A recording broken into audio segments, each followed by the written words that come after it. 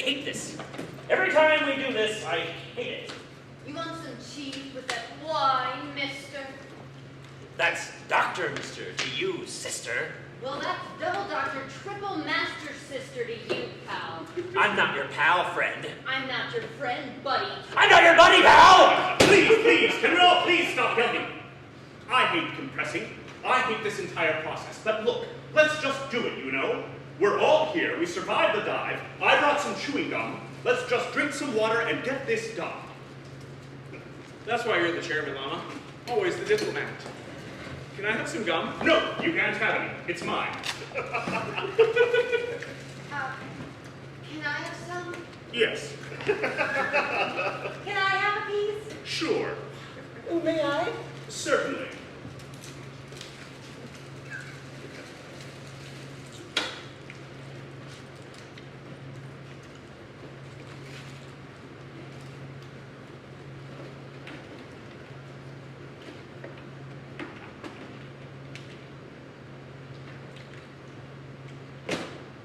All right, who brought it? I brought it. Give it here.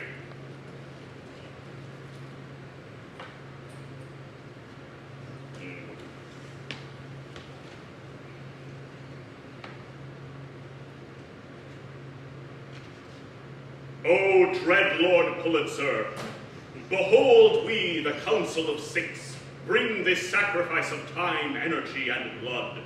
Lo, how we have schlepped our things for grave distances, while murdering vast hordes of mutants and demi-humans to arrive here. We beseech your favor in evaluating the scripts for drama this year. Render unto us, your uncomprehending servitors, your lauded wisdom and noble judgment upon these works, which are more than likely all mediocre shows. We ask you to let us distill your unholy wisdom before we become, as you, eternally dead. As disco! So mote it be. Did he show up? Nope, still just a skull. Nuts. One of these years. So did everyone read the scripts? You effing normal. No one reads the scripts. No one has time or ability to read these things in advance. That's why we have these meetings, so we don't all have to read the horror show that literature has necrotized into. More importantly, did we all get a play? I did. I did. I did, for sure. For reals. You, Gloria? I have something. I'm not sure if it qualifies as theater, but yes, I've gotten something. Okay. So look, I don't want to have to gather and stuff, so can we all just agree to do our script presentations within the time allotments, avoid bloodshed if at all possible, and stick to the plan? Because we only have so much food, 2 hours of air, and limited patience. And then we have to spend weeks and weeks decompressing. So, to determine the order, I have brought a die. There you have it. Sandwich, are you ready to present? I'd rather not. Oh, here we go. How can you not be ready to present? I don't want to go first.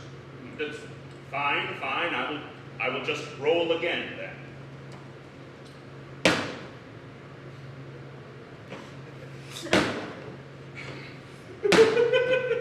I had this all worked out. Just give Sandwich a different number. Oh, yes, sure. That's a good idea.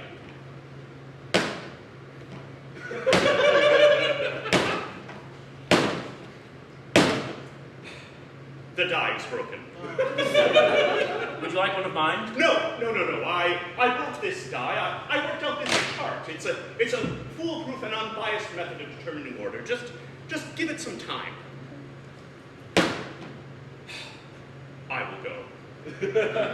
Maybe Pulitzer wants to hear Sandwich first. If ghosts could affect dice, I'd be living in my own space castle by now. No, I'm prepared to go. I just hoped to have gone first, is all. Or hoped to have not gone first. I don't understand. Are you rolling again if it is you then? No, it has been Sandwich each time. You really should go, Sandwich. I just don't feel ready. Well, what do you mean? I don't have a PowerPoint. Oh! See how they make fun of me for not knowing how? It's a 21st century technology, Sandwich. They teach it in the womb. How can you not know how to PowerPoint? You're a goddamn doctor of theater. I don't know, okay? I just can't PP worth a damn. Just go already. We're already over a bunch of time and air consumption. I also lost all my notes. Oh, Jesus. Pooped, you know? So where You are really you? need to get your act together, Matt. Hey, guys, look. It's not my fault, okay? I mean, there were these ninja. I mean, this all-star team of jetpack ninja came down from the sky on silent jetpacks. I didn't even know those existed until I was being showered and shuriken. Look at this. Oh, you don't know. You look at this. That's not a shrieking wound. It is too a shrieking wound. It looks like eczema. Or psoriasis. Oh, you stop looking now. You make me feel bad. Well, Sandwich, what do you have? Well, I mean, I have a play, you know. I mean, I saved a program. Can I see that?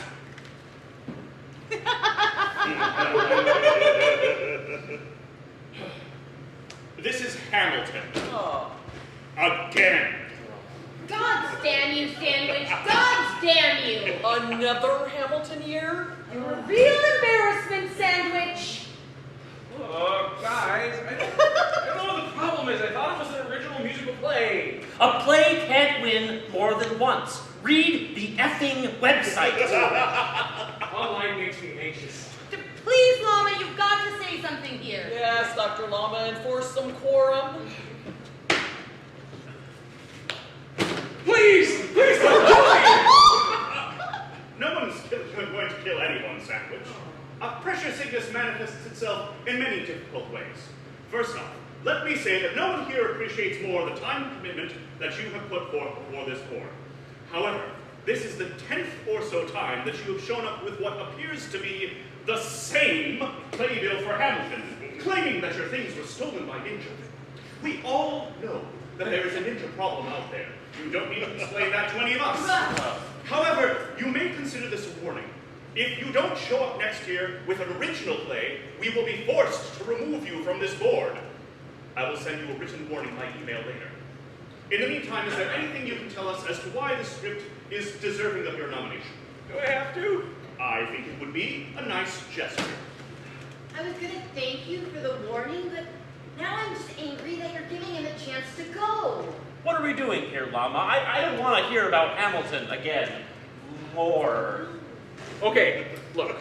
So there's this guy. No! Please, no, please! No singing or rapping, please. So little oxygen to be spent on Hamilton. This is hell. This is what hell is like. Okay, look. So there's this guy, Alexander Hamilton, and he's like in the revolution, right? I mean, like he's born of a whore and a pirate of the Caribbean, and there's this hurricane that comes and destroys his town and kills his mom. And then he moves to New York City, and the girls sing like, "It's the greatest city in the world! It's the greatest city in the world!" Oh, and he's there to go to college, and he wants to do it in 2 years because he heard this dude face Aaron murdered in it. So he finds him, they hang out, and comes to find out they're all revolutionaries. Like American revolutionaries, you dig? This time I thought this shit was made up, but no! Like Washington is there, Jefferson, and they have rap battles, and it is just off the chain. I think that's the term they use in reference to the revolution, off the chain. Dope sexy stuff. So whatever, they win the revolution, and Hamilton has a baby, and they're living in NYC, whatever, trying to get the nation built. But there's this friction between Jefferson and Hamilton as to the leveraging of states' rights versus the national debt, I think. How that went. Oh, rap battle, rap battle, rap battle. Oh, yeah, Hamilton totally porks this other chick, and then he gets blackmailed for it. and then that gets found out. And rather than bury it, he publishes a bunch of articles about it, and that doesn't go well. And then he resigns in disgrace. And then his son is killed in a pistol duel, and then he himself is killed in a pistol duel. Spoiler alert. And then everyone sings because they're sad that Hamilton's dead, and everyone is like, Eliza, I wrote myself back to the negative. Eliza.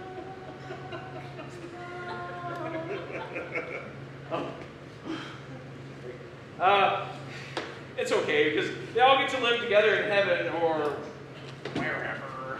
Kind of really seals the deal on the whole tableau. My criticisms are that it was long and boring and irrelevant. Is there anything else you'd like to say about it? The concessions were bad. It was very hot, and the ushers were poorly armed. Any other important points? Did I mention it was long Yes. and boring? Yes. But good, you know. The production value was lacking, and I'm pretty sure the performers were slaves. What? Well, not slaves, but not everybody. Look, we can't give the award to Hamilton again. I refuse. We must have a consensus, or there will be no award. And then... And then what? What? The scary ghost of Joseph Pulitzer returns and drags us to super hell? One of you roped me into glorious sign of Mark III. I didn't rope you into anything, Lois. You knew drama was a dangerous game when you started playing. I only hope that you ever play worth a damn, because all I've got is some lunatic stinker they keep faxing from space. Faxing? Yes, faxing. On rice paper. We're feeding it to the people of the nearby village. It makes a hearty, if not bland, gray brew. Not good. Oh no. No, it's not even drawn, probably. I'm on the fence. Wait, space? I thought we only accepted American plays. They are astronauts. Well, there you go. I may also have a rules clarification. Well, geez, you have to read up during my presentation on Hamilton. Order! No yelling! Not enough time, or air for that. I will wait until it is my turn. Thank you. Yell at me again like that, sandwich. I'm gonna put a knife in your eye! Dr. Lind Baker, order! I will not allow another meeting to degenerate into sexy violence. It's not Sandwich's fault. He's very hard of hearing at these depths. I did not know that.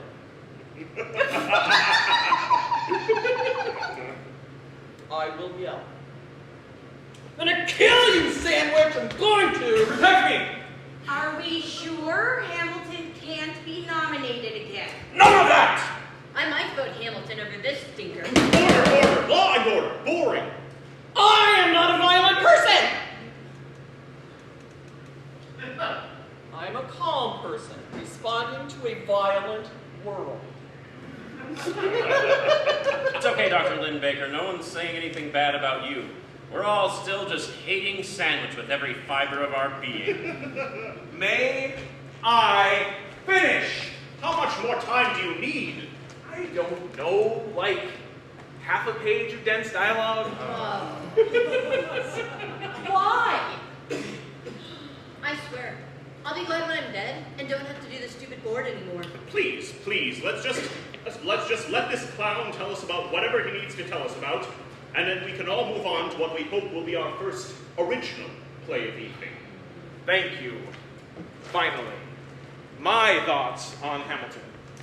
This Lin-Manuel Miranda dudeface goes out of his way to talk about immigrants as a singular enclave, but the story of humanity is the story of immigration. As a single people in Mother Africa, we spread upward thus across the globe. We are always moving for one reason or another, from place to place, town to town, nation to nation, across the illusion of lines on a globe without borders. So yeah, immigration, yay! But also, the immigration to the United States could be seen more accurately as the genocide of its indigenous peoples. Europeans discovered America 20,000 years after the indigenous inhabitants.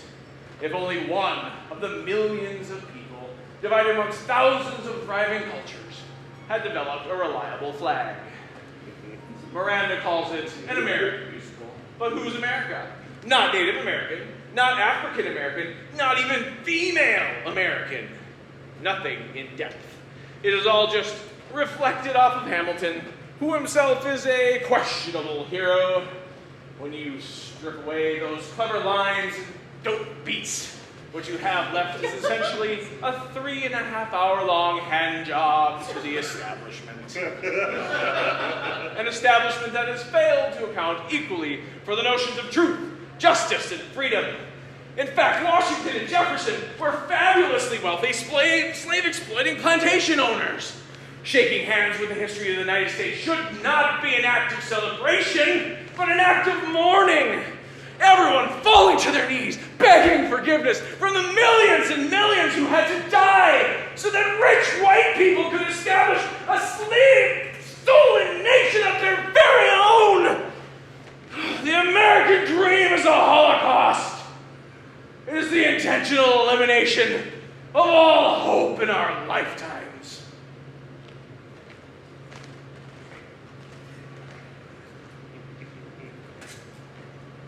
But it's still a fun musical. I'm glad for it. No, sorry, Doctor. Doctors, you can neither nominate nor vote for Hamilton.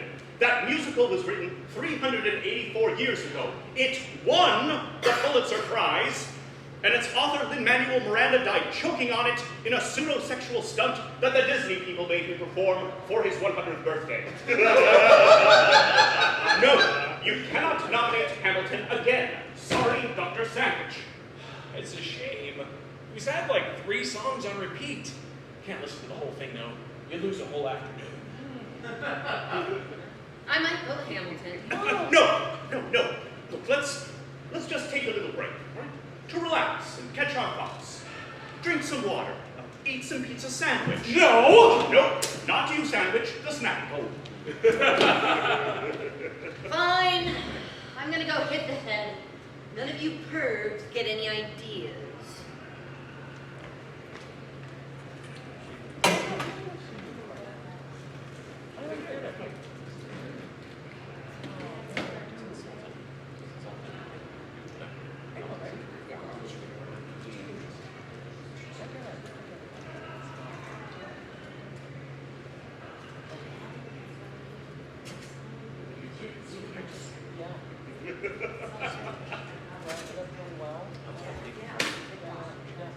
Reading the gums should add for sustainability. Look, we can't wait for Glory to get out of the bathroom any longer. I will roll again, having eliminated Sandwich as an option to find our next presenter. Ah, there you have it. The die must not be broken after all. Dr. Lane, would you kindly tell us about the work you are forwarding to us this year? It's called Pocahontas the Musical. Objection! I don't think you can object to a presentation, Dr. Kwan. The hell I can't! I want it on the record. Put it in the minutes. This is not an original work. Technically speaking, Pocahontas has not been staged as a musical yet, no. Do you have a DVD? Of course not. I have a PowerPoint, but it's not so good.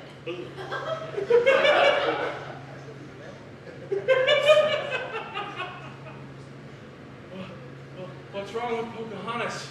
Who is that? Well, Dr. Sandwich, she was a cartoon created by Disney in 1995. Ah! Don't you shelter him from this. You tell him the truth. His poor, gentle mind. Is there no hand soap? Ah, crumbs. I was supposed to have brought some, but then I forgot. Great. Well, I guess we're all getting pink-eyed then. Please have a seat. We have just begun Dr. Lane's presentation on Pocahontas the Musical. Oh, no. No. musical as your thing, are you, Lois? It's what I found, you know. It's what's out there. Everyone clings to Disney like some sad, stained, colorful blanket. I don't like our world. I just have to live here. Is there anything historically accurate about it? It's about a cartoon. You don't have to do a PP, it's fine. Well, I'll just summarize the plot for you all then. Oh, can we skip that too? Yeah. We may have to have it summarized. I will check the rules. I want to know more about Pocahontas. Indigenous American woman finds love and friendship being discovered by European boyfriend and friends. What the crap, lady? What are you even saying? I'm not familiar with this story. I can make it short. Oh. Okay, so in 1607, the Susan Constant leaves from London with John Smith, who's setting sail for the New World. Meanwhile, Pocahontas is troubled by her impending marriage to Kocoum, who, while dreamy in his own right, isn't very mentally engaging. She commiserates with their two best friends, Miko, who's a raccoon, and Flick, who's a hummingbird. They take it upon themselves to consult with her grandmother, who's a tree. Grandmother Willow gives her a present and explains that the Europeans are coming.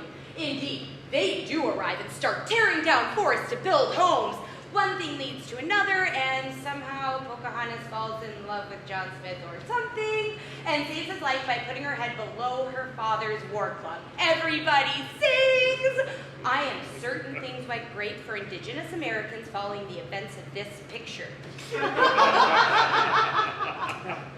Did it have any indigenous performers?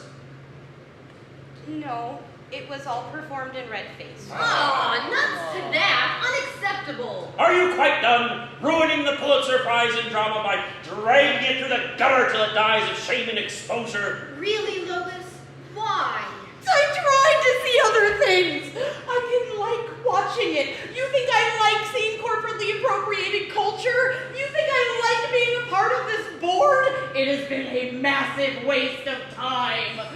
What the hell use is an honorary doctorate from Columbia University? I didn't even get a piece of paper, just a text message. Not even the fancy robes, none of it. And for what? To be forced to sit through this Disney trash?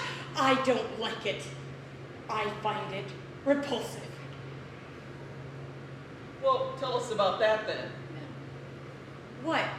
How it repulses me? Yeah. Your job is to convince us as to the value of the work, so was it trash?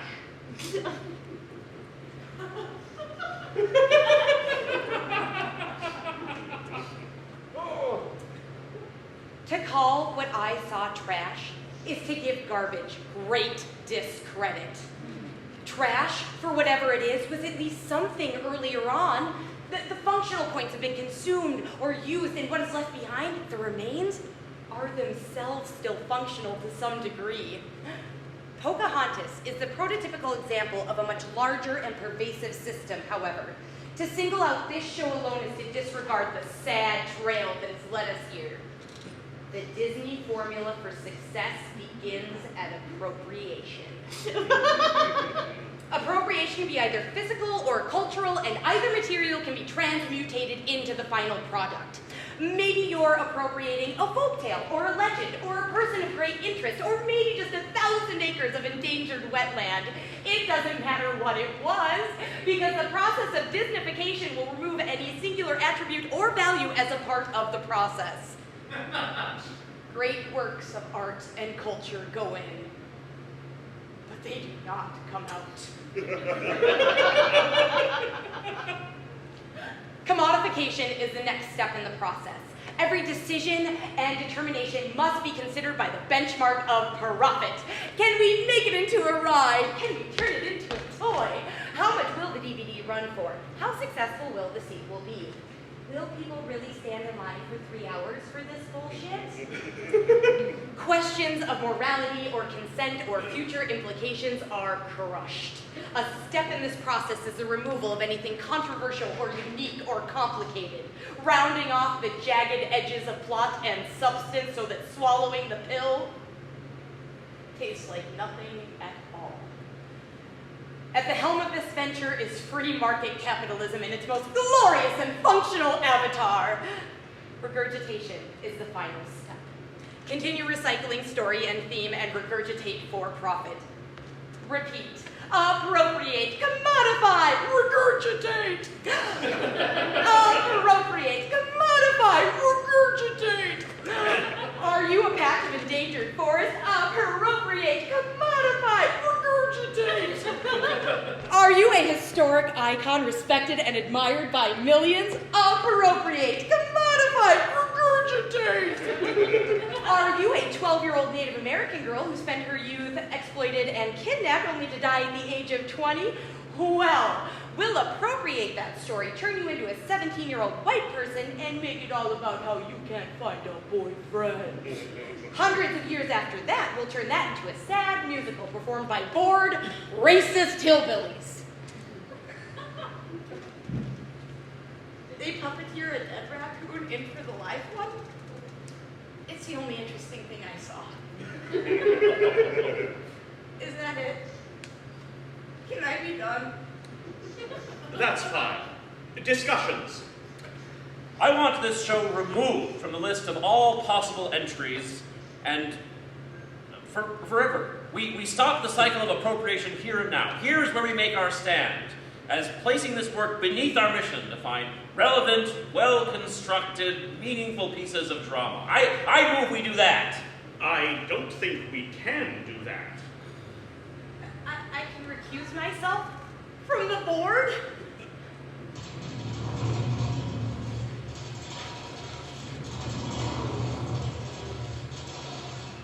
Do not suggest such things. There must always be a board of 6. No more, no less. Don't anger the skull. Well, what then? What am I supposed to do here? How is it that this is the only show you saw this year? I am busy, okay? It is dangerous everywhere, and I am busy. Those seem like famous excuses. I'm sorry, Vicky. I'm sorry I can't meet your artistic standards.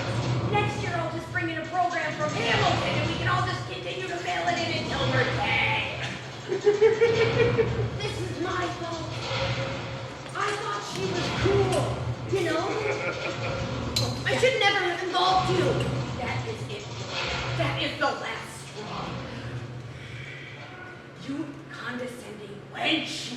I'm going to whip you within an inch of your life with my belt and then make you choke on it. Order! Order!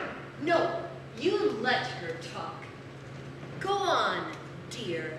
Don't you effing dear me, you lizard person.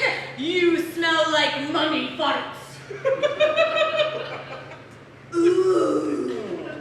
Did you pick that wicked burn up at the playground, little girl? I've been called worse by my nanny. I'm just getting warmed up. I'm just giving you the low blows for you to lower your guard, and then I'm going to strike you down with magic! Order! Order! There will be no magic here! Stop gathering! I'm with the mom on this one. Please, no magic. I'll turn you into a platypus!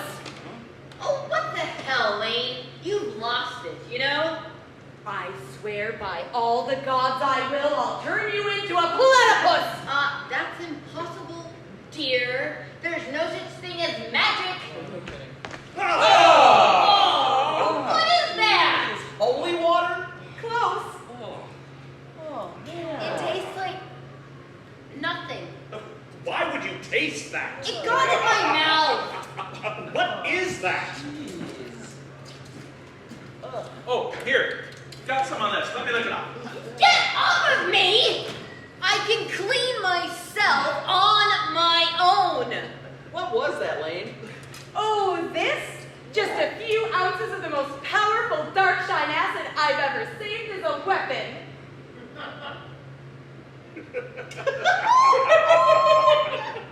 You lunatic! Her mind will never take it! Did you say dark shine acid, you fiend? I did. I bought it from some Satanists upstate. What have you done? What is this dark acid? Dark shine. It's bad business. I wouldn't know. I never touched the stuff. But they say this batch turns you into animals. For you, Gloria, I choose the platypus. What did I do to you to make you hate me like this? Look at us. This is not success. This is almost getting murdered for a prize that means nothing. Here we are, miles below the waters of New York City Memorial Bay, sifting through this nonsense to find what? Literature? Don't make me laugh. Don't make me sad. Whoa. I have not done acid before.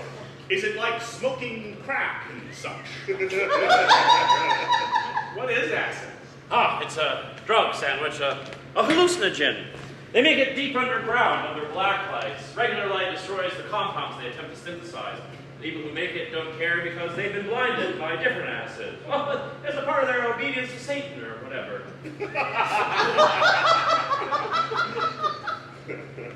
Is there no whimsy to be had here? We shall see. I don't believe drugs. Oh, but they believe in you, Dr. Sandwich. Dr. Lane, I must object to this random dispersion of hallucinogens. You may consider this your first demerit. Noted. Gloria got the brunt of it. Are you okay? I'm fine. I was taking acid before you were all born. In fact, I take peyote every weekend just because I love to hallucinate and vomit for hours. You just wasted all your portable drugs, Lane. Joke's on you. We should probably move on then with this section of the presentation. Something we can move on. Before we all start tripping balls and boxes. So, are we nominating Pocahontas or what? Yes, I do it. I nominate Pocahontas the musical as my entry this year. Ugh, what a waste of time and effort. Isn't it bad enough they got genocided for real, so then be genocided culturally? Who cares?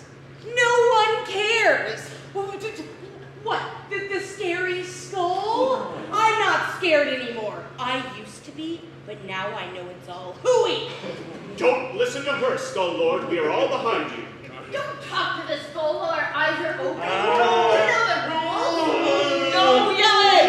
You're freaking out, man! I am a lady! Chick face, I am a lady. You're just a gross clone.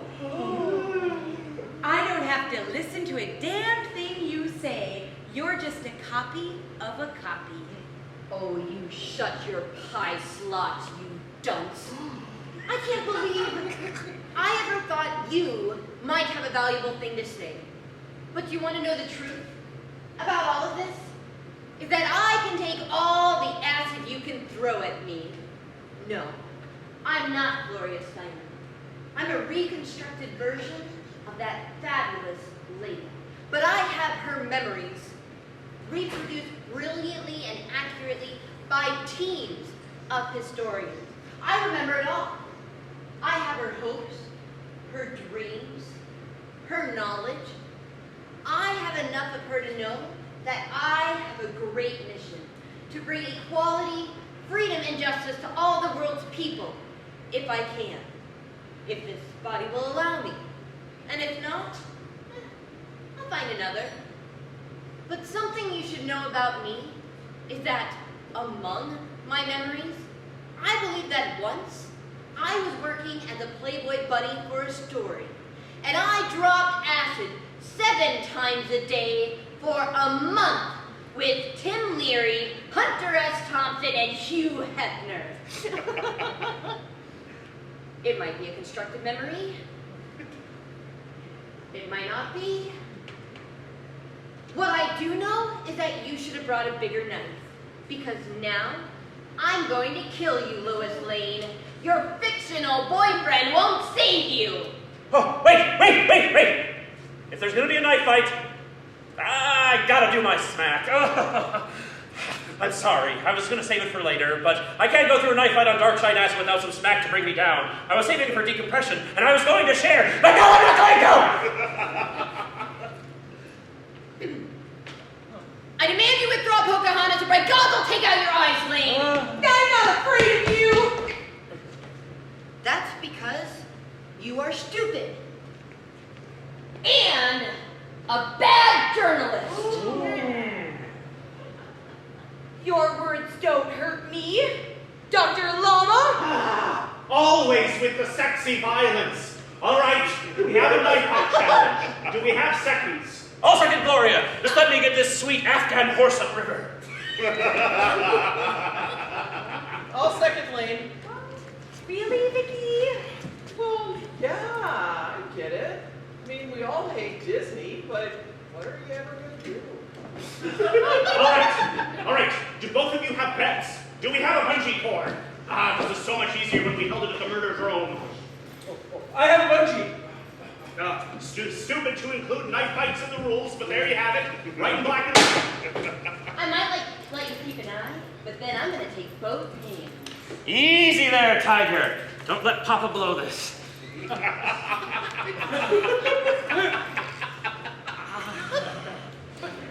Okay. Wait, before we do this. Yeah, don't lose your lady dick now, Louis. No, Gloria. I just wanted to tell you. Yes.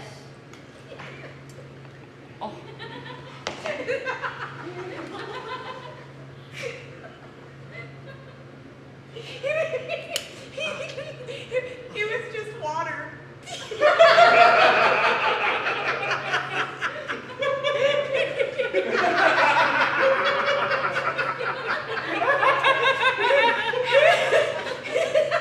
What?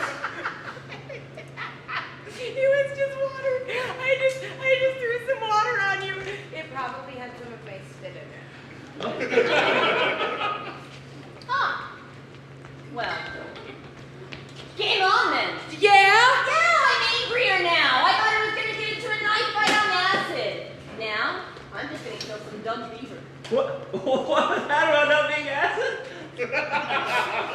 Oh man. Did you just take all those drugs? Maybe. What a useless second. All right, sandwich. Is the bungee secure? Combatants ready? Begin.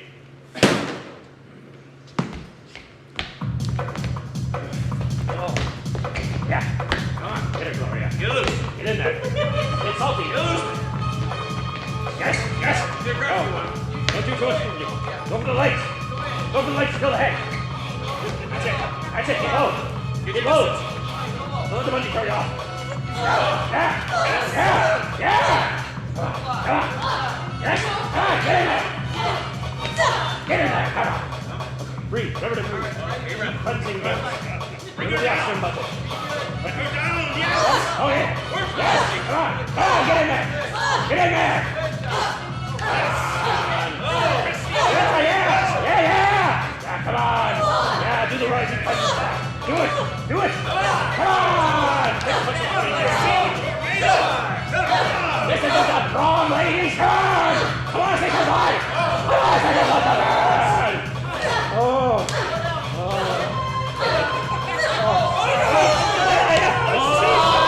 Yeah, get him a leg going.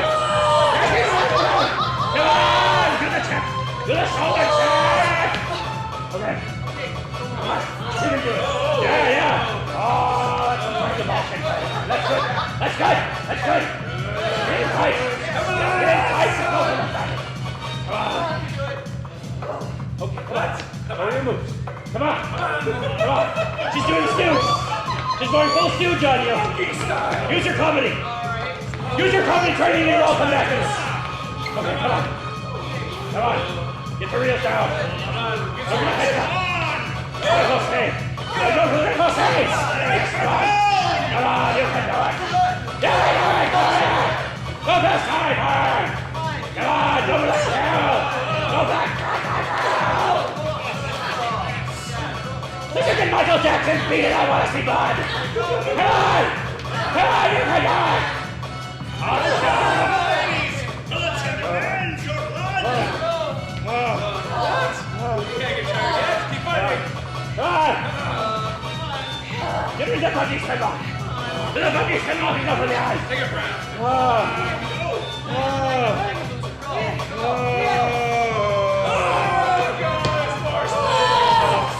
It's not going to be cold in here. It's so hot.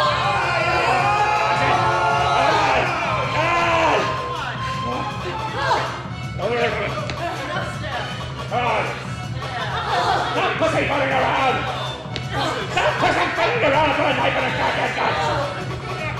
And then that knife is not going to miss. God. This is hard. With so little oxygen. I agree. This is so dumb. Oh, you. I yield. Bring it in, you. I'm sorry, ladies, but under the terms of the duello, one of you must draw blood.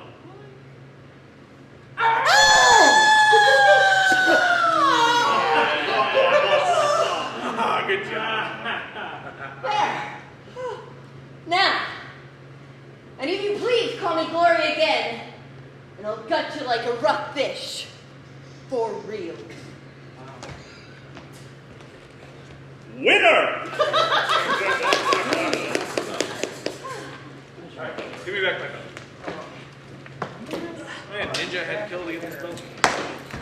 Come on. Get bandit.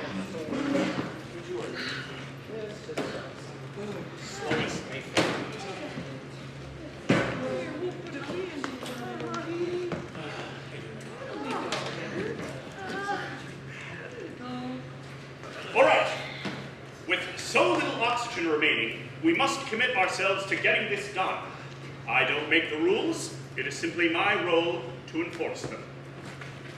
So, Dr. Quaddle, it is your turn. I can't do it, Duder. I thought that knife fight was going to last a lot longer. There was a lot of smack. We'll probably all be dead. I'm riding a horse with no name that's chasing a dragon while a monkey's riding my back. There's whole worlds being interlocked and fused around us, and you're all too normalized to care! You know the rules about hard drugs during meetings. I know. Point of order. I only did my hard drugs because I thought I'd been poisoned by nightmare acid. I wasn't trying to drug anyone. I was trying to prove a point. There's no time for proving points here. That's not our job. Llama's right. Shut up, silence, you normal! You didn't even bring a play! Are you unable to go? You know, you do your show, Llama. I'm sure your show will level me right out. It's called Fukushima Daisies. Uh-oh. It's about the Fukushima disasters. Thought it might be. What about the dice? Die! Don't you start with me! It's pronounced die when there is only one. I know that, Lois. I mean with the grammar Nazi bullshit. We're all doctors and shit.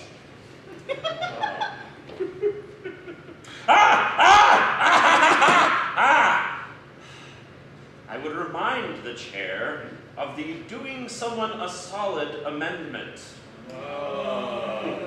Dr. Agent Dr. Quaddle is correct. My presentation will then be recorded as doing him a solid, with all rights and clarifiers thereof and by. You're doing a good job, Llama. You're a good chair. Thank you, Dr. Linda Baker. I appreciate that. Behold my power point!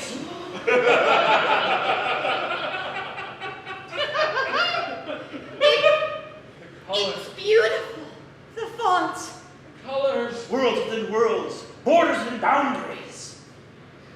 truly makes this life's balance of sorrow and pain worth it. Don't interrupt!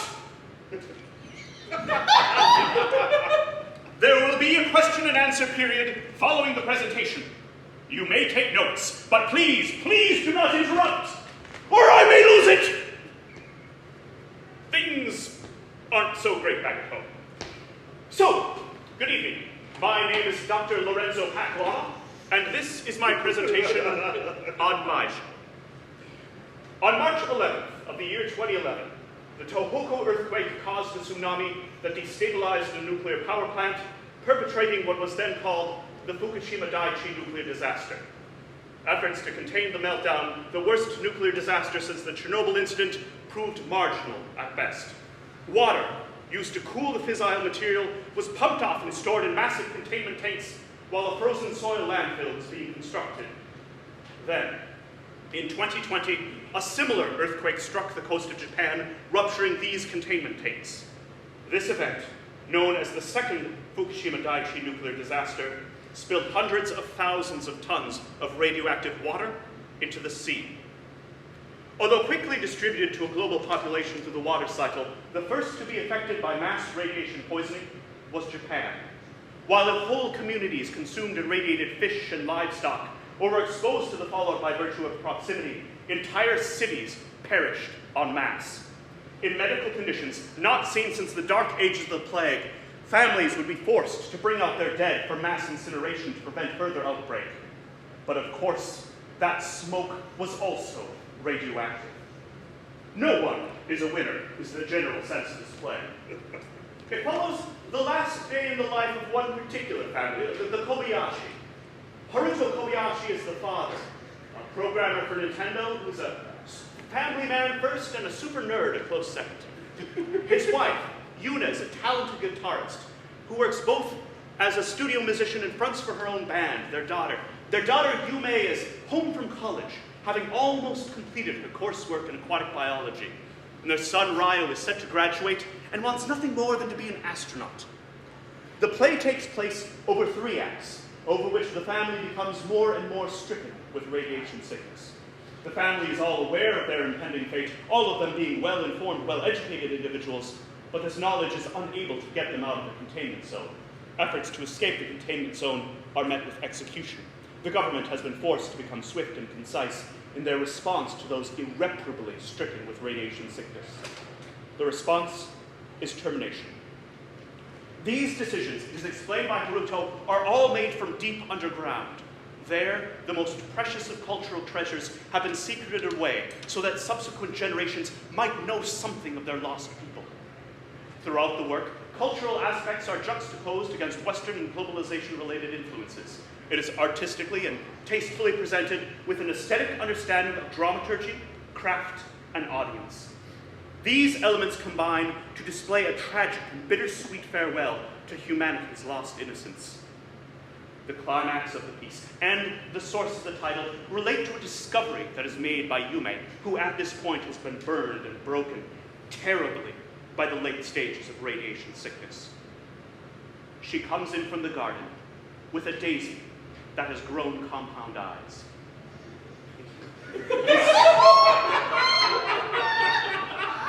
This discovery gives her hope that though humanity may be killed by radiation, nature may yet find a way to survive without them, which of course we all know it does not really. Sort of, but not for reals. Anyways, I give it a B- certified fresh. It was well worth my time and effort to travel to rural Georgia to catch the premiere. Wait. Georgia? Yes, rural Georgia. Something's going on here. This doesn't feel right. Don't interrupt! Sorry. It's okay. We will now have a question and answer period. Who wrote it? His name is Enos McMurphy.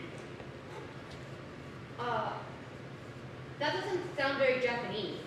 No, the author is not Japanese. Well, that's weird. I don't see why that must be weird. Well, you don't have to be Japanese to write about Japan. No, I know that, but you know it would help. I mean, all those people are dead, you know? They didn't get a chance to write a play about it. Well, maybe they did, but I'll be damned if I go looking for it. Ah! Enos. Yes? Rhymes with penis. Yes. He's a clan Nazi. Oh, what? He's an effing clan Nazi. For real, Nazi? But I thought that the last veterans of the Second Civil War died a century ago. They did, except for Enos. I hate that asshat. There's no way I'm voting for that pig effort. Oh, please. We cannot allow our personal prejudice to cloud our objective appraisal of the work. Well, You might not be able to, but I sure as hell can. I'm a moral humanist. I bet the audience loved it. Did the audience love it? Well, A bunch of Japanese dying of radiation poisoning. I bet they were masturbating in the aisles.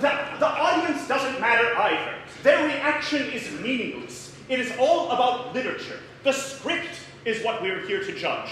Not the author, not the audience. But we don't read the scripts.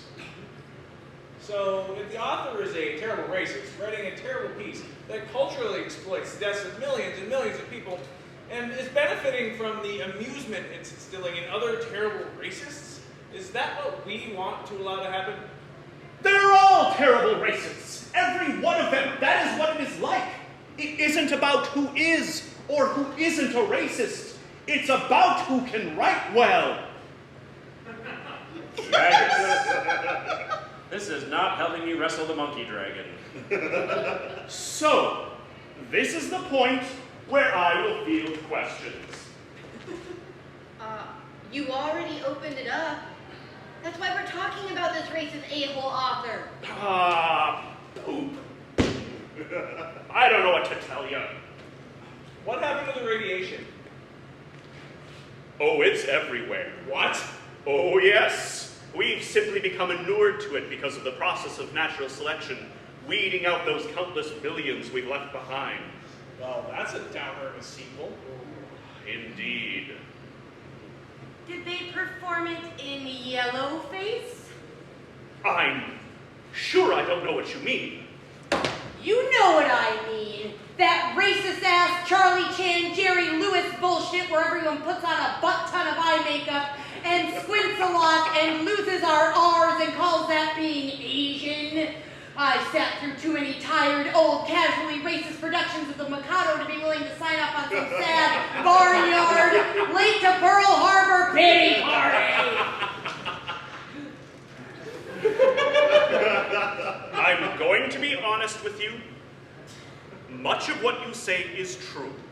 We have all sat through an all-white production of the Mikado. All of us. We wouldn't be here if people still didn't have access to that sad, boring, terrible piece of cultural appropriation. But, on the other hand, how are we supposed to expose people to cultures different than their own, if not through the dramaturgy and the craft of a competent theatrical undertaking? If we are only to be white people, talking to each other about white people, about stuff that white people do, then how are we supposed to learn about new people and their cultures, if not through almost comically crass and oftentimes insulting impersonation? You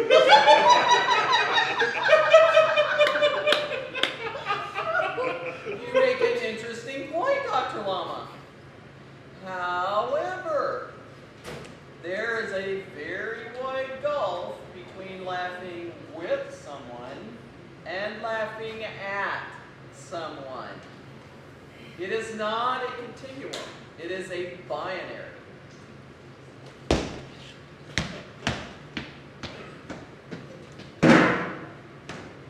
Fudge!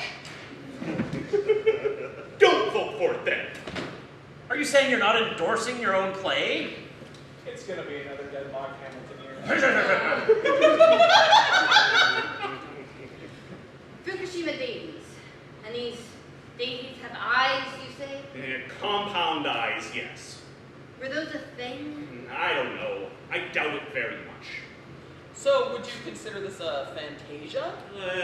More of a tragicomedy. You call everything a tragicomedy. That is because most things in imitating life incorporate elements of both comedy and tragedy. It is the meeting of the masks, the yin-yang Janus. What's a clown? The internet created them out of manifest hate. They fought for the Reds. Are we the Reds? There are no more colors, Sandwich. We're all just a dead gray. So wait, what are our options so far? Hamilton! Shut up with that! Pocahontas the musical. No. Whatever in this, Fukushima daisies. I might end up voting for Pocahontas. I like hummingbirds.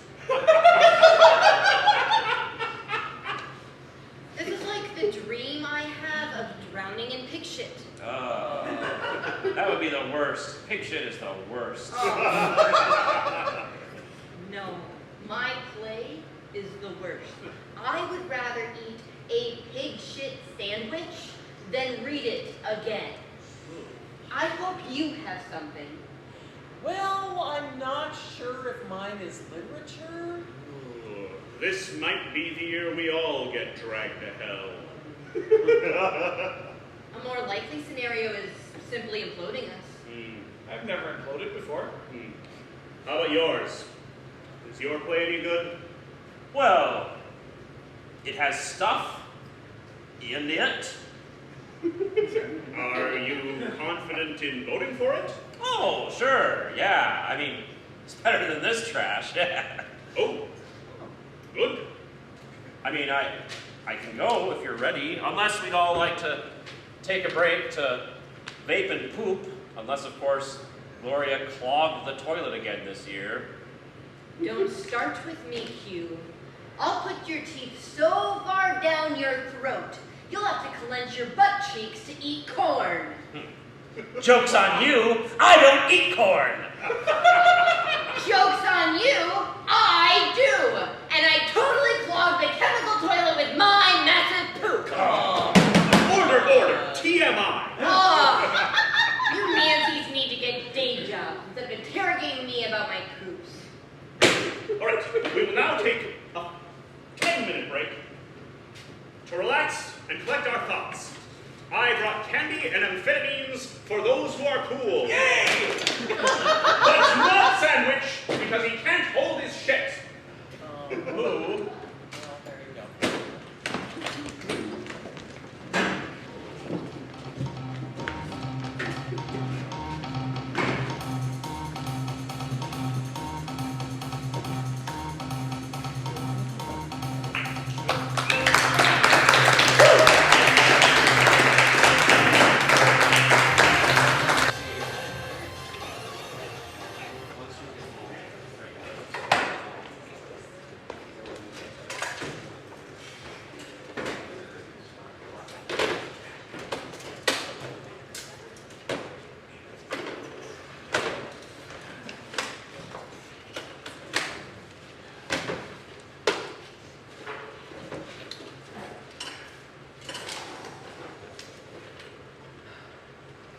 Dr. Quad, it is your turn.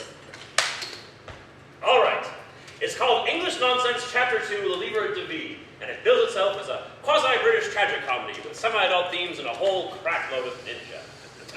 It was written in 2003 as an American farce on Anglo culture, and it centers around the heroes of the Proton of Marcus, a war-torn recluse, and Bunbury, a comedic fop with a heart for cannibalism. Below these two main characters, there's a colorful supporting cast. Why, there's Gertrude, Bunbury's fiercely independent wife, who's having an affair with another man.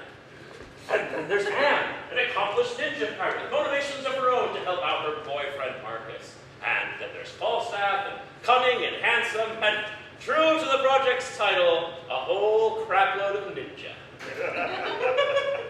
Again, appropriating the Japanese. No! American ninja trained as immigrant ninja, you see? Yeah. And that's the other thing, is the playwright suggests you adopt really silly and ridiculous English accents, but it doesn't matter if you get them right or not, you see? And it's a vehicle that allows for the fact that in any cast of people attempting to do a British accent, there's always the one person that can't get it! So that you have this vehicle, you see, of coming at England through the lens of America. It sounds long and boring. Well, it is. But it breaks itself up with these ninja fights. I don't know. Fighting never looks good on stage.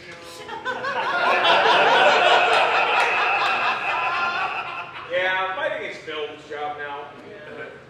Well, I thought the fights looked really cool, you know? There's this one scene where, like, the red ninja had, like, chalk powder. They create this sort of kung fu blow effect. And they didn't do any sort of wire fu, but they had these tastefully placed trampolines that allowed for these sort of acrobatics. And then there's this one scene where there's an entire ballroom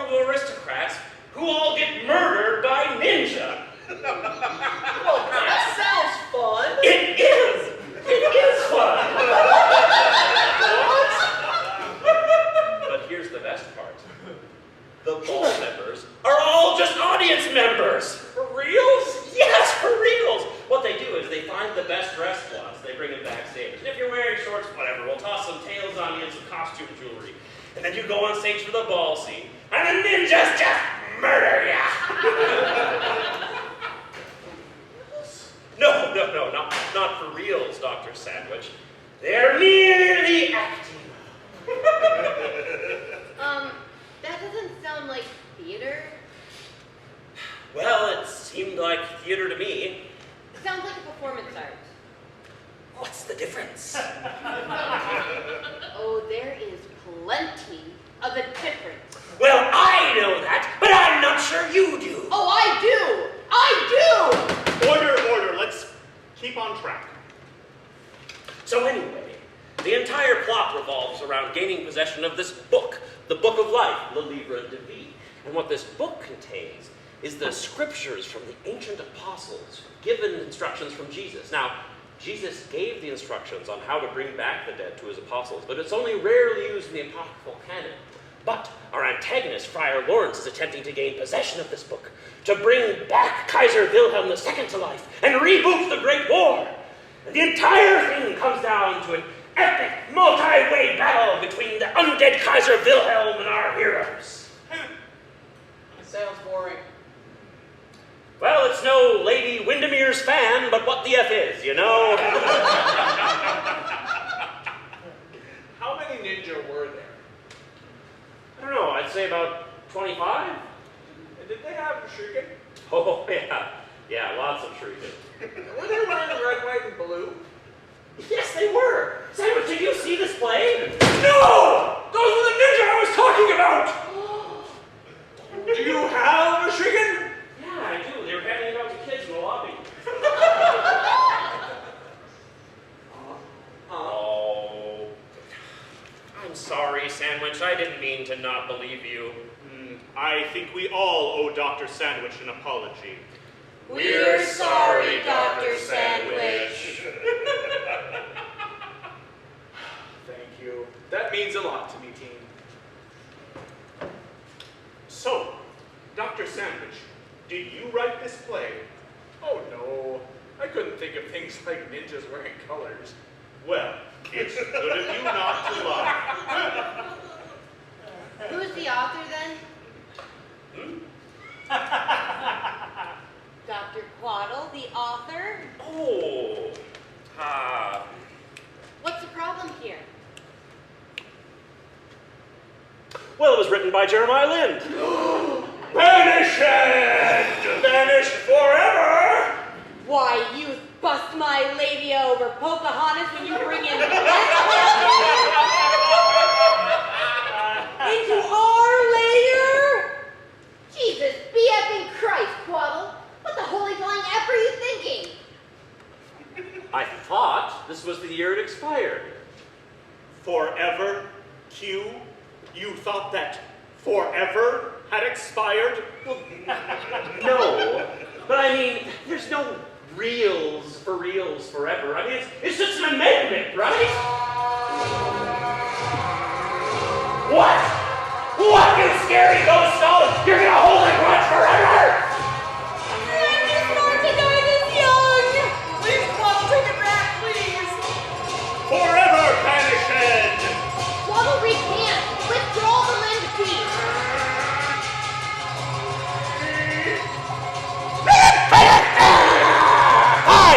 Fine, I withdraw the Lind piece.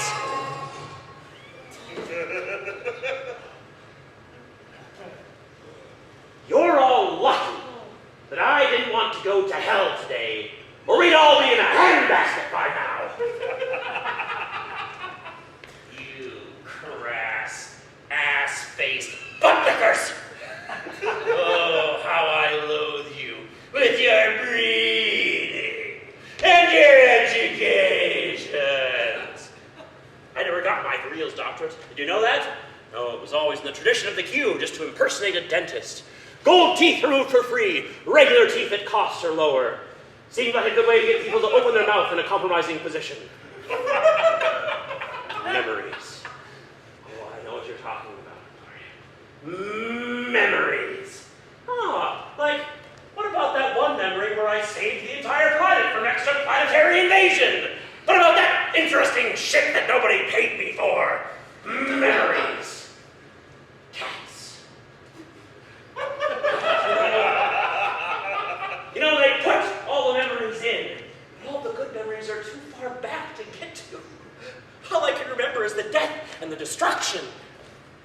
the people gone.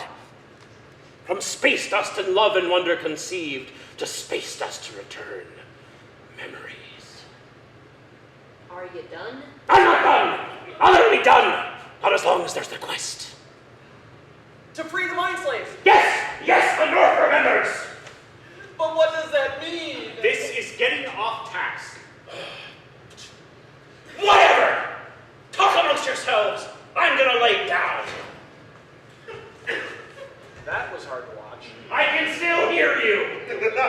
Sorry. That was very hard to watch. Sorry. For sure.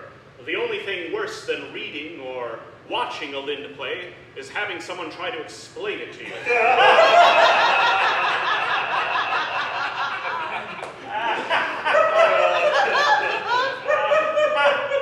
So plebeian and trite. So puritanical and castrated. Hello? We're talking about a relative here? Oh, come now, Dr. Lynn Baker. The apple has obviously fallen quite far from the tree in your case. I mean, you're an accomplished anthropologist ninja pirate.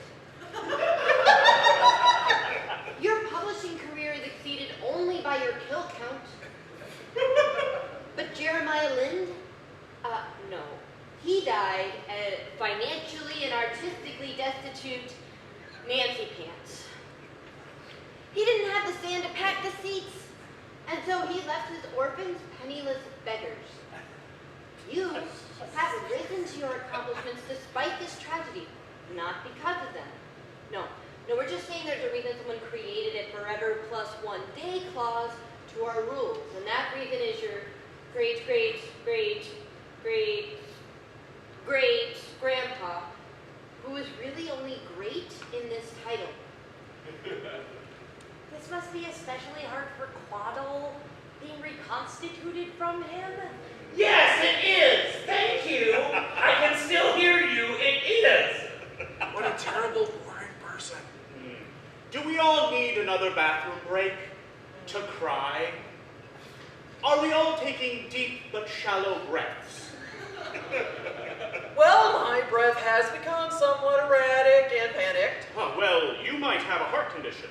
No, I think it's just an anxiety attack. I get them often. Oh, I'm sorry. Well, I'm sure being pressurized doesn't help.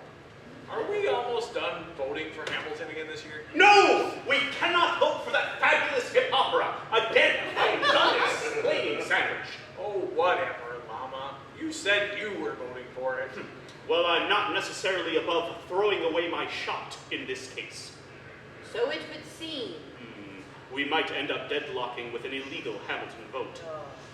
In which case we may be drawn into hell? Ah! There is no hell. This is all just one experiment created by sadistic Columbia researchers. We're not even supposed to be here. Society was meant to collapse. Look at what we're doing here. Look at how inane is this. We're evaluating the literary value of something that is meant to be performed. How stupid is that? Our results are as ridiculous as our deliberation. You know, the best new play will probably never be seen this year. The only reason we have these plays is because we allowed ourselves to be exposed to them. Like smallpox. Thank you, Dr. Quaddle. We needed that. Quaddle, you're such a goddamn coward. I know. You can't even submit this dumb play. You're related to the playwright. I know! The premise sounds atrocious. I know. It is. So, what are we going to do?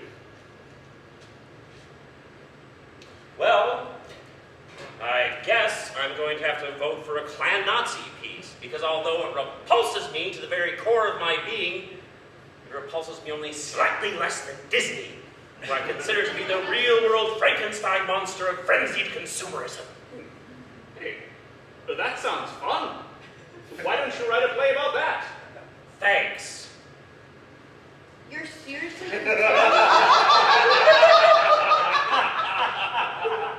You're seriously considering voting for Fukushima Daisies? Oh, I mean, Birth of a Nation still gets trotted out as a revolutionary piece. You know, maybe history will forgive us. I can't vote for Pocahontas. I have indigenous family members and an ongoing respect for their genocide. Guys, look! We still have 2 plays. Dr. Sandwich is correct. Does anyone need to poop in the already clogged toilet? My eyes itch. Yeah, mine too. Oh, so do mine. Pink eye and me without my drops. Don't take it too personally, Q. It's not that the board has any unified or vindictive ill will against Jeremiah Landon. It's just that he is forever banished. Our hands are tied. I understand. Well, don't cry about it or anything. I'm not crying about it, just don't look at me! Yeah, come on, team. Let's look away. I'll find the die.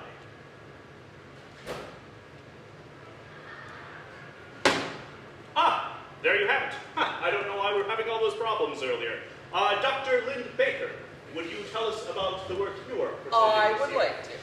Great. But first, I have a few clarifications before I can begin. Go on. All right. Do we accept submissions from robots? No, absolutely not. Like robot love, robot plays are forbidden. As I suspected. But do we accept submissions from cyborgs? Oh, here we go. Well, look, it's a weird world out there, okay? Some brain gets put in a computer, and the next thing you know, script. Some nerds put it on in a basement. But there is a brain. Yes, they showed it to me.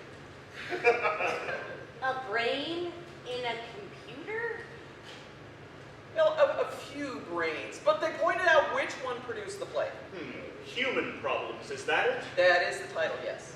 Was it an American brain? Yes. Was it Jeremiah Lynn's brain? Was it a brain of somebody we liked? Look, it was a lady brain, okay? And no, I don't think any of us knew her. As I understand it, she was a refugee who died of a heart condition. Knife poisoning. What? I don't ask people where they get their organs, okay? There are plenty of them out there that I just don't ask. It's a matter of respect. I don't ask you where you got all that heroin, or where he got all his gum. It's a matter of respect, you know? I mean, if you tell me that is the knife that you got from the zombie of John Wayne Gacy, or that's the watch that you got from Dracula, I mean, I respect it. Who am I to question these answers? No one. That is the answer. So, if this brain was an American brain, and it wrote about an American experience, I think it qualifies. It's a slippery slope, though. Brains in computers. I can shove a bunch of brains in my computer, doesn't make it a cyborg. I knew you'd say that. Ah, point of order, define playwright. A writer of plays. Dramatist. Okay, well, poop. He was hoping for a person clause in there. Yeah. What about our mission?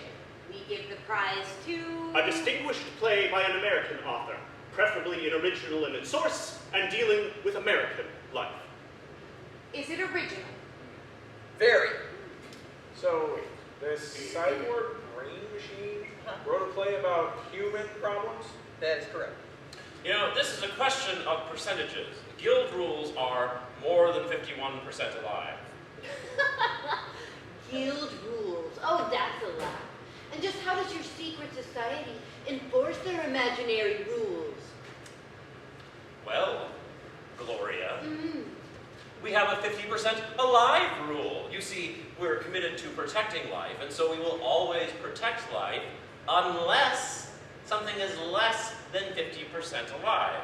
So, for instance, if this brain in the computer were to print itself out a robot body and then insert its brain into that, I could, by all rights, destroy it. I probably wouldn't, because I don't have a thing against cyborgs, despite, of course, fighting for the side of the humans during the robot war. Your values of humanity are flawed. A brain is all you need. I think they wrote a song about that. Anyway, we're not talking about a robot with arms stuck on it. We're talking about a mind. An American-made mind that wrote what I consider an astonishing and interesting slice of life with a bittersweet twist right at the end. I move to disqualify. I second! No! Dr. Lindbaker still has the floor. Yeah, at least let me tell you about it, okay? We don't want to hear your computer play. A dramatist has a hard enough time in this apocalypse without a brain in a jar, threatening to put them further out of work. That is asinine. We are all brains in jars. Brains in jars. We just have these weird meat computers to move us around everywhere. Victorious, think about what you are suggesting. I have, Lois. And what I have thought is that if your brain ever got put in a jar, and that jar ever got plugged into a computer, I would want to know what your brain had to say. I can't thank you for that. I would rather be dead. Do you understand me? If I'm ever like that, you destroy it. You know, there's a lot of abominations out there. If this is one of those multi-brain supercomputers, they're probably clan Nazis too. Trying to contact Space Hitler. Effing Space Hitler. If I had a battlecraft and a battalion of competent space marines, I'd take out that effing Space Hitler myself. But that's not how space travel works anymore! Move disregard! Moved and seconded. All in favor to disregard. Aye! Nay. Aye. Fudge! Fudge, nut sandwiches. This is why having a board of 6 is such a stupid idea. Vote, Llama! Nay. I vote nay. Tie goes to the defender. Go, Dr. Lindbaker. Tell us about the work. Thank you. I would love to. I have a PowerPoint. Behold! My gods, it's full of stars. It's beautiful! Majesty, embrace me, Zephyrs. Peak experience points. Thank you. All right. Human problems begins in space, from which it is said we were all of us born. From space comes one of hundreds of celestial bodies that bombards the Earth while it's cooling. Water condenses and gathers, and into this watery planet, certain space particles mix with others. Elements become chemicals, become compounds, become structures that have never before existed. Life is born as a single cell. Chemicals working together to create, working together to create something where nothing before had existed. From this single cell, we are all of us descended. From the bounding antelope to the wily accountant. From the blue whale to the white-collar marketing director.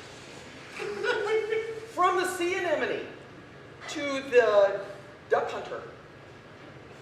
Yeah. And from this one cell that would become trillions.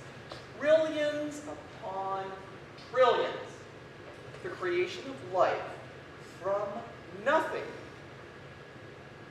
is the first of the human problems. Because humans had not existed before this to have problems. Okay. So this is an important point to begin our introduction. Now, a massive leap forward in time from abiogenesis of 4 billion years ago to a scant 200,000 years from the present finds us in East Africa, where anatomically modern humans have risen to prominence. Now, at this time, the problems that faced humans was the nature all around them. Animals, meaner and deadlier than everywhere. Neanderthals, tigers of varying kinds, lions, bears. Oh my! The animals were meaner and bigger and deadlier.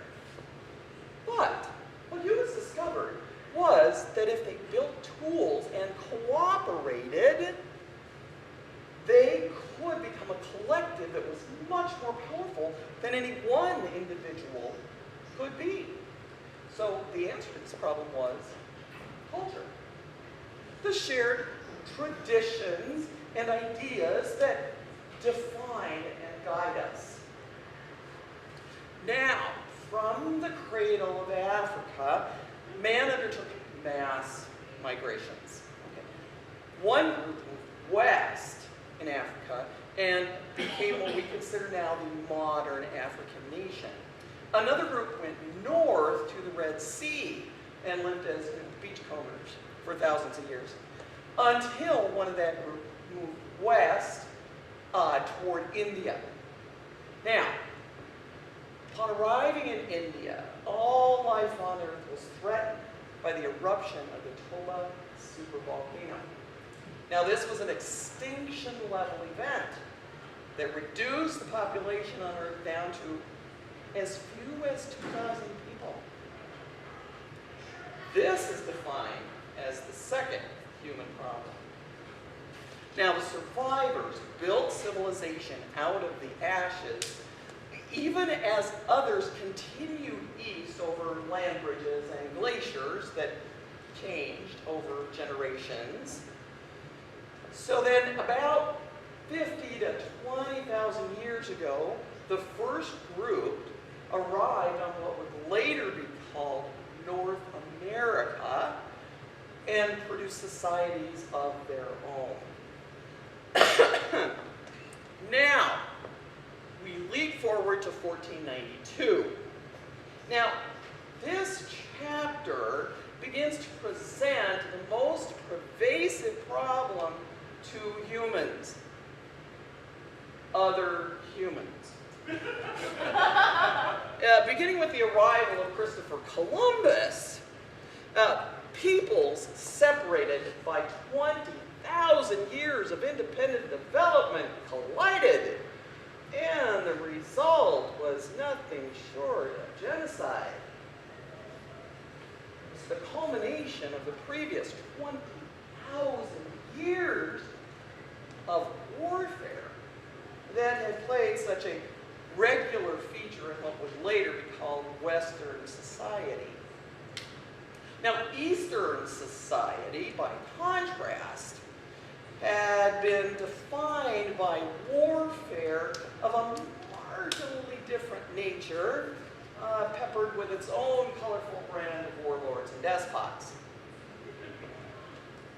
Now, the final chapter of our story points the finger directly at humanity's love of violence. Now, whether heroic or romantic or glorified, violence of varying kinds has interwoven into every corner of humanity's tapestry. Now, the weapons change, but the violence remains the same. And where there is violence, bigotry, slavery, and death will follow. But to end on a hopeful note, the piece suggests a second robot war, which should minimize any further bloodshed. I knew it! Robot commie play! You know, he was a broken dickhole of a human, but for all his faults, I wish I had Joseph Tailgutter McCarthy in his House of whatever the hell activities in my corner right now. You listen to me. Victorious. Icky. Did you know that I had a great-great-great-great-great-granddaughter named Victoria Elizabeth Lindebaker? You stop this, Q. You stop this weird stuff right now. Don't you clone charm her. Don't look at the chair. Don't listen to him. You listen to me. Now, what we're going to do, we're going to leave this place. We're going to equip an outfit, maybe get an attack chopper or two, and then you're going to show me where this brain computer is, and we're going to tactically nuke the entire area. I would never reveal my sources. I'm a goddamn doctor of journalism, and you will respect me. Even if you don't respect this marvelous play that I brought you, you will respect me for surviving that robot hellscape to bring you this very interesting piece. And furthermore, as per our charter, we cannot murder a playwright because of their submission. Disqualified as robot propaganda. I mean, this computer knows what it's doing.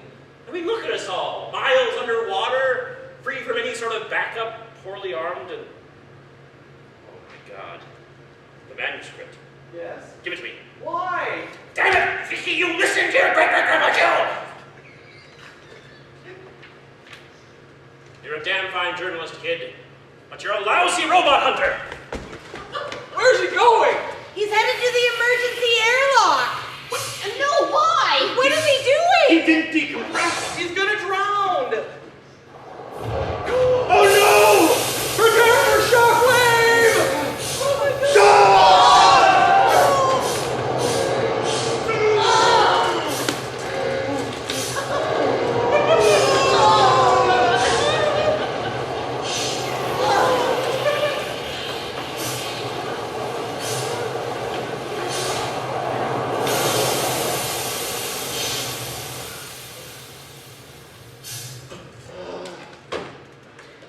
That crazy idiot saved us! Oh my God! It was an exploding script! How? I checked! It's not your fault, Vicky. The robots are always figuring out ways to beat the test. But it almost killed us all! And you killed your very great grandpa. And now I don't have a play.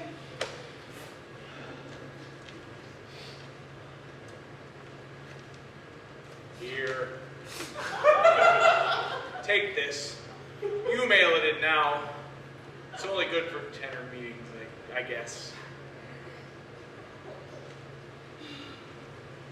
I'm so sorry, Vicky. I really am. He was an idiot. And a fiend. But we all loved him. Well, this is how he would have wanted to go. He told me so a million times. I want to shoot a lot of heroin and blow myself up underwater.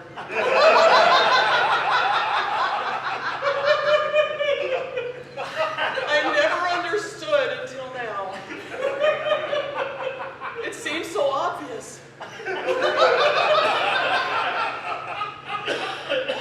We don't have a legitimate script. Not even something we can consider. Can we not take a moment to mourn Dr. Quatter? No, I don't really think we should. What with air and all. Not even a few minutes? No. But he just saved our lives. Well, possibly, maybe. We'll never know for sure, I guess. It seems so to us, Dr. Llama. What's your bag, Duder Man? Well, I mean, he was just a clone. I take issue with that. You can take issue with that, but it's the truth. He's probably out there somewhere right now, getting printed out again. Somewhere nice. That isn't here. That's not how it works. Well, I guess I'll never know. No. You do know. You do. We're all 99% genetically identical. It used to be 99.9%, but then we spent the better part of 4 centuries bathing in radiation and poison. I could give you my heart. Do you know that? Or a kidney? Every clone is printed created as a universal donor. So that when I die, if I die, you can use my parts and be fine. Better than fine. I don't even drink or use drugs or whatever anymore. We get that, but also you're somewhere between robots and humans. That is an ignorant thing to say. Please, please, I don't want things to turn violent again, so can we just have a moment to mourn our dear exploded friend? Oh, sure. Now you want a moment to diffuse some pointless argument. We have to re-uptake some carbon scrubbing, people. We are going to die like flapping goldfish on the gross floor. Do you understand? They only give us so much O2. It's called oxygen budgeting for a reason. Do you think that they went to the moon, screaming their heads off like idiot children on a roller coaster? No, they did not. Because they were professionals, just like we must be professionals here. Which is why I say we should have a moment, now and here, to have a nice, quiet, thoughtful, secular time while mourning our dear exploded friend Quaddle, while taking deep but shallow breaths.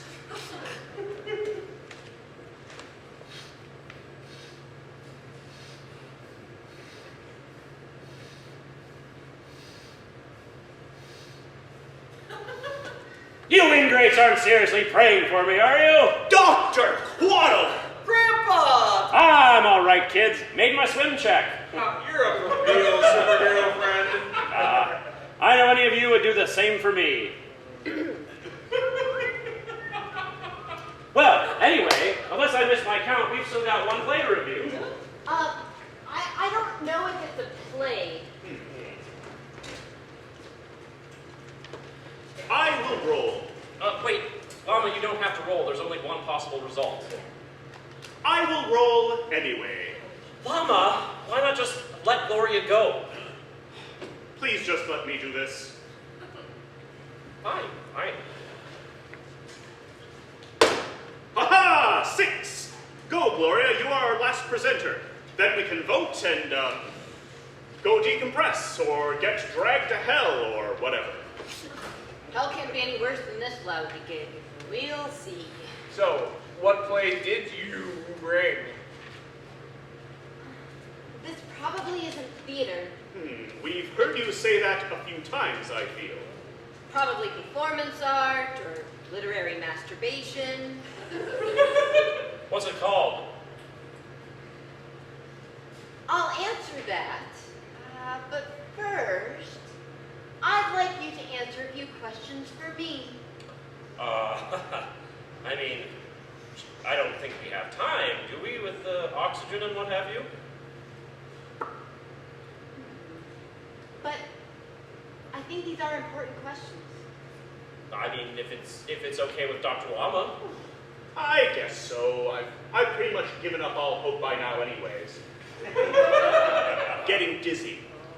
Go on, then. How are you dry?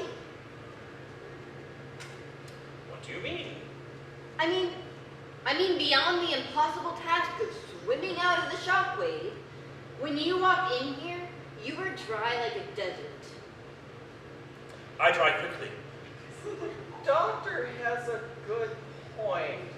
Why are you dry? Are you really? I guess we were all just happy about not being blown up. Things just don't check out. Please, this is not an inquisition. No time. No, but we're going to be trapped here for a few weeks while we decompress, smelling one another's gross bodies and poop farts. So, I think it's important to know who we're getting into that situation with. Oh, poop, you got me. Would you like the long, sad, boring explanation or the short, terse, best explanation? I'll take this second. Time clone suicide agent.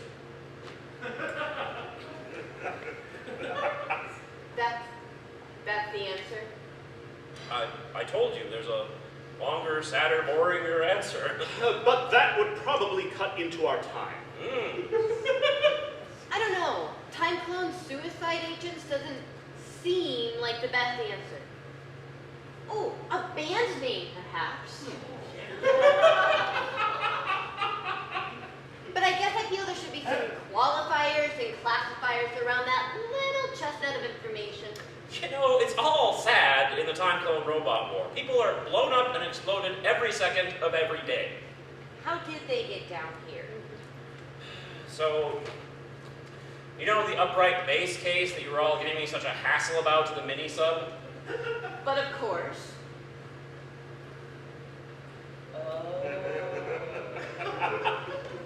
By the time we decompress, I open the case. Oh no, I seem to have forgotten my instrument at home. No one's the wiser. I bet you don't even play the bass. Oh, I slap at the bass.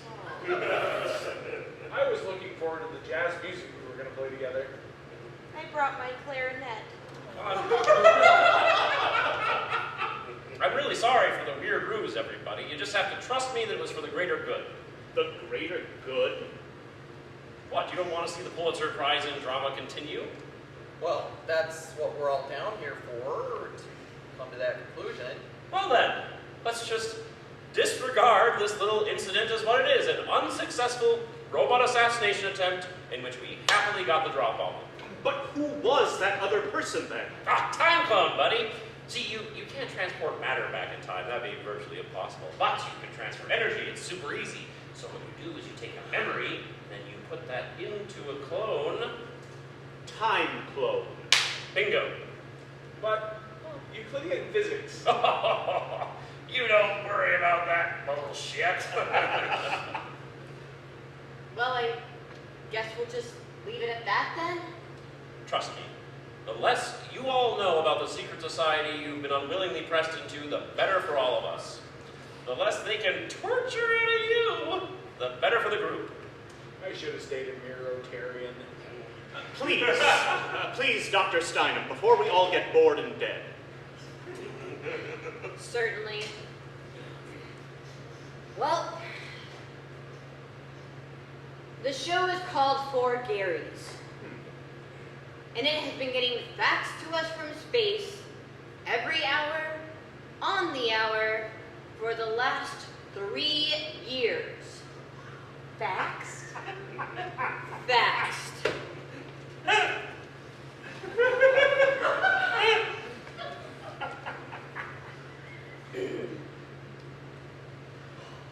The source of the facts is the communication support platform for a world-class spacecraft that left Earth during the system exodus.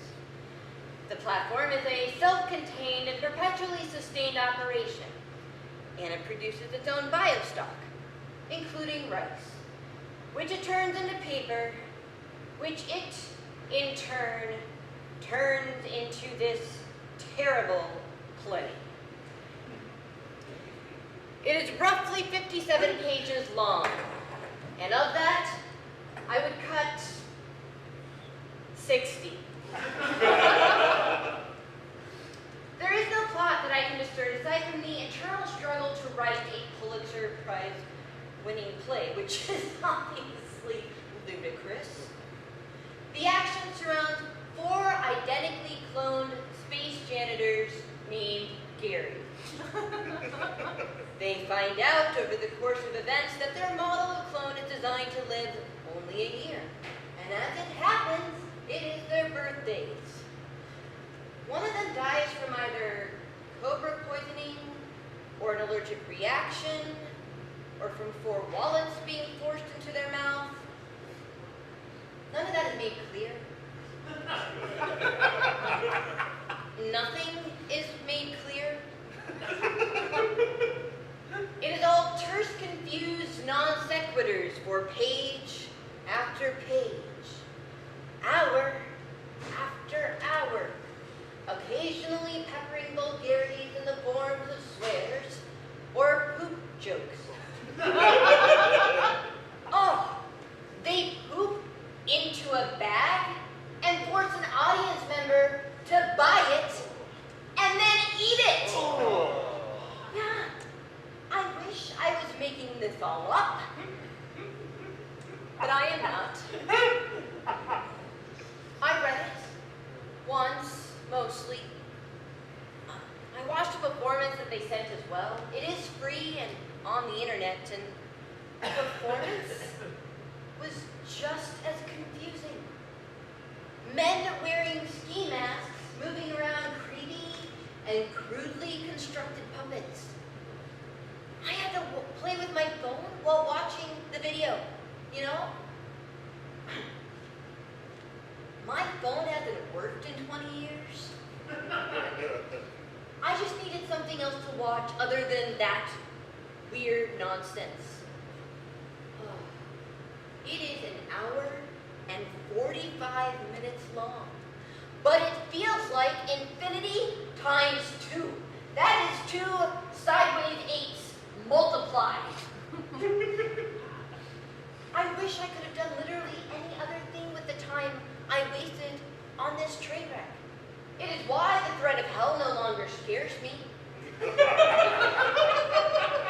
I know what hell is, and it is having to read this fucking script over and over and over and over and over and over and over and over until you no longer understand what form, function, and meaning have to do with anything, until your brain is just a pudding of Garys. All just staring with their dead eyes. Those ducks, those poor effing ducks, you know? Not even a cheap laugh. Not worth the cheap laugh. I give it a 0 out of 100%. And recommend that we put Gary, and Gary on the list of forever banned playwrights. Zang! Dr. Steiner, you know how rare it is that we bring out the black ball. This piece of trash is not drama. It's some sort of anti-Brechtian claptrap. The authors don't even know who Brecht is. You know, they don't know anything about anything. They have an entire monologue of how to make a suicide bag. But the joke is, you don't have that back there as an option. If I would have, I probably would have killed myself rather than watch that show. The only thing that has been worse has been trying to explain it to all of you. It does sound bad. It is! It is bad.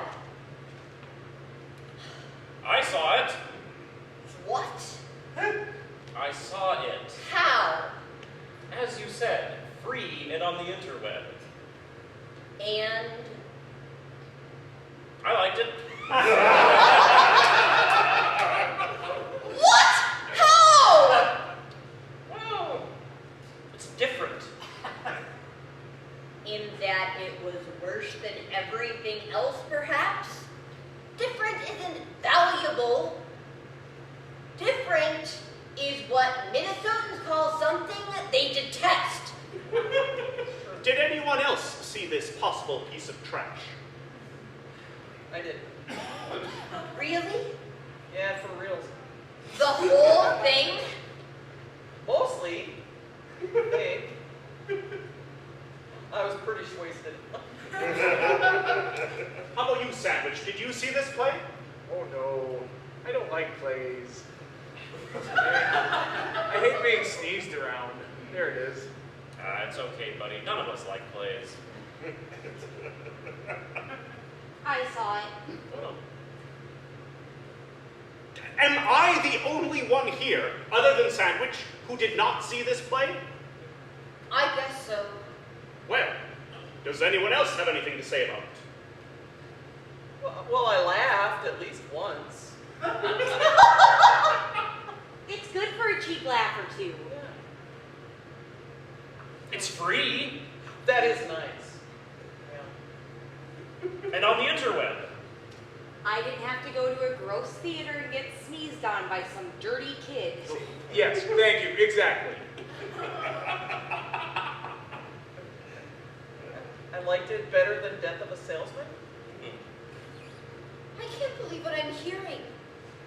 Here I am trying to uphold some sense of dignity, order, and decorum. A standard of some kind for us to cling to. I'm trying to put the Garys on the blacklist, and you are all apparently telling me that this stupid piece of trash is worth a couple cheap laughs? Is that worth throwing the last vestige of civilization to the dogs over? Well, a few cheap laughs. Oh wait, I totally zoned out. What did you say? It's the air. We're gonna have to call it soon. Blacklist! I doubt we have time for the black ball, Dr. Stein. This is an outrage! You have a moment to issue your closing remarks. Well, I never have I been so disappointed in humanity. And I have seen some fucked up shit, kids. I mean, I thought seeing the women of sub-Saharan Africa having their genitals mutilated was the worst thing I would see. But then, I saw the poor, mutated children of Fallujah and the subsequent years of war and famine. I have seen the corpse piles burning at night. And I have heard the tactical nuclear deployments at dawn.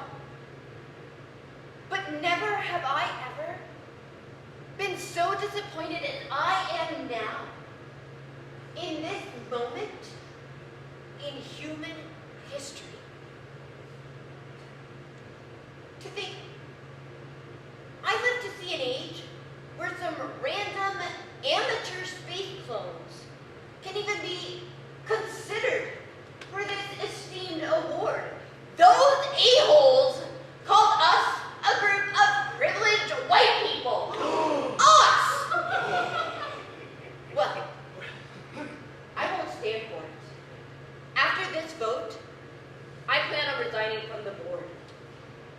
This is not a body capable of seeking out and assessing meaningful drama. It is a pack of drug fiends trying to get some cheap credit. Well, poop to that, I say! Poop sandwiches! Well, there you have it. Damn! Why didn't I do 4 Garys? I know, why didn't I? We've all made a terrible mistake. Now begins the deliberation. Yay! Let's try not to get violent. I'm so tired. We're all tired. It's the lack of oxygen. I don't see why we need to deliberate. Because it is the rules. I think we should all vote for 4 Garys. No! I refuse! Did you even listen to my presentation? Well, yeah, but at least we all saw the show, which is more than we can say about the other shows.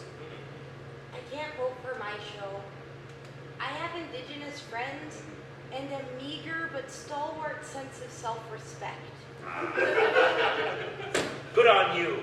4 Garys is still better than that clam Nazi would ever play. I agree. My play sucks dead donkey dick.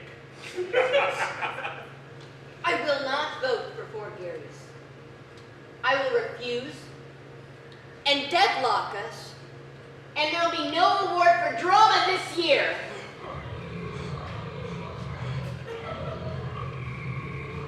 Gloria! Don't be a prude! The future of theater is free and on the interweb. It's called the internet. And I've done told you bitches I got ya!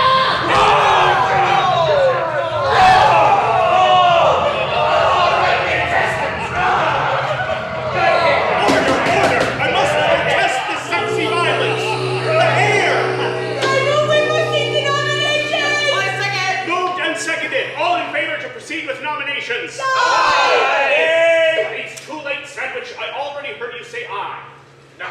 changed my mind too late. I nominate Human Problems as the recipient for the award this year. What? That script was meant to explode us! Well, I know, but it's still the best story. Disqualified by assassination attempt as per the lethal submissions guidelines. Nomination terminated. I nominate Fukushima Davies. What? You'd rather nominate a clan Nazi than space clones? It's the only real drama. I'm not happy about it being written by and enjoyed by racists, but there it is. I move to vote. Second. Moved and seconded. All in favor of Fukushima Daisies. Aye. Nay! Doesn't matter how I vote. Fails or ties. But for the record, nay, I don't like my own racist submission. I nominate Pocahontas the musical. Nay! Order! There was not a move nor a second. And furthermore, Dr. Sandwich, you can't keep changing your vote. We all only get one vote. One person, one vote is the rule. I'm a rebel and I know it. I'm bleeding out here. Oh, come on, Gloria, please just vote for 4 Garys. I will kill the next person that talks about that stupid piece of trash. What about Pocahontas? Does this nomination get a second? Sandwich? I'm an idiot, Dr. Lane, not a racist. But to all of this, Oh no! We have to decide on something, people. How long? The warning klaxon is a 2-minute warning to get to the decompression chamber.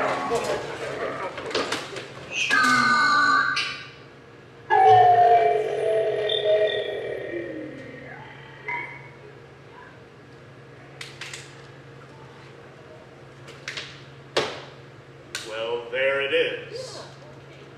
So, there is a drama to tell. And if it's what you think it is, I must watch for Gary's forever. But if you vote for it, Then everyone will cheer for Gary's. And this world becomes hell. I think they call it a prisoner's dilemma. So, what are we doing here, people? we're all getting dragged to hell because Gloria's a stubborn beaver. Oh, Quaddle! Ugh. Never gutted a grocer man. I take this as a high compliment indeed, madam. please. There's no ghosts, there's no magic. It's just people watching our every move. If we don't vote for something, they'll explode us. There's no scary ghost. It's all just smoke and mirrors and too much heroin. We've got to get you to the chamber. Let me help you. I nominate Yes? Hamilton. Second! Moved and seconded. All in favor? Aye! Another Hamilton year, damn it. Help, Gloria. Grab the skull. Get to the chamber.